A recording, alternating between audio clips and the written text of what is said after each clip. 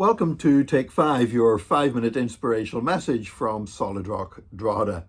I'm Nick Park. I'm taking us through a series of teachings on dinner with Jesus. We're looking at how Jesus, when he shared with other people around the subject of food, around the dinner table, very often that was when he brought some of his greatest teaching. And there's so much to be learned from the times when Jesus encountered people and interacted with people around food. And we've come now to an incident in Luke's Gospel, in Luke chapter 10, verses 38 to 42, where we read about Mary and Martha. And this was actually before the food got served, of course. We know the setting. Jesus turns up with a crowd of disciples at Mary and Martha's house in Bethany, where they lived there with their brother Lazarus. No mention of Lazarus. He might be off working somewhere, whatever, we don't know. Anyway, Jesus turns up with a crowd. Now, when I say a crowd, it says he turned up with his disciples, but, there was different groups of disciples that Jesus had. So the smallest group that he would have turned up with here would have been the 12.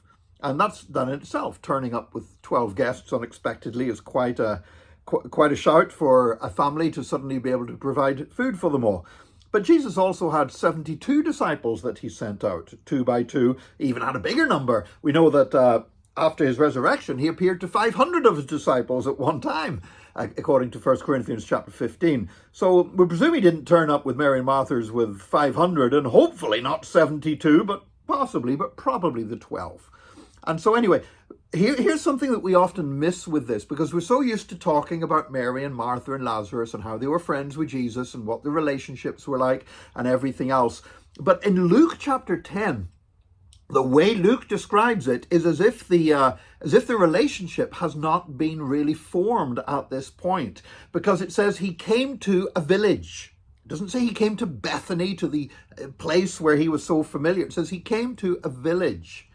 And it says a woman named Martha began to prepare the food.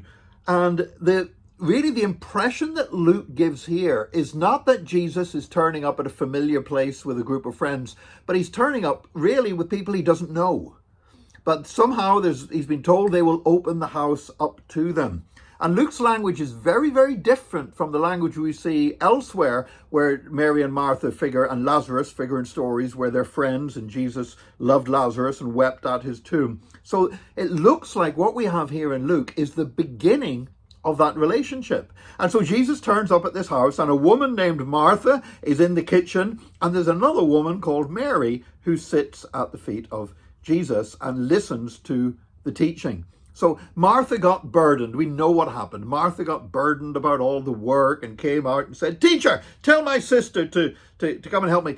Again, possibly because she didn't know Jesus that well. She didn't understand how things worked. Maybe that was the way she thought another rabbi would have acted, because, to be honest, to have a woman sitting at the feet of a teacher, a rabbi, listening to what he had to say, a lot of rabbis wouldn't have put up with that. It would have been for men. The women should be in the kitchen. And Martha's got a bit of that complex. She's saying, tell my sister she's supposed to be in the kitchen. Let the men stay and listen to you. And yet Jesus said Mary has chosen the best part. In other words, that this gift of discipleship is not just for men, it's for women.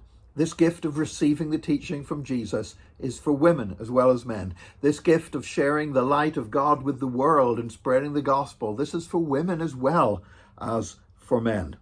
And really at this point, we see that, and that in itself is a great lesson.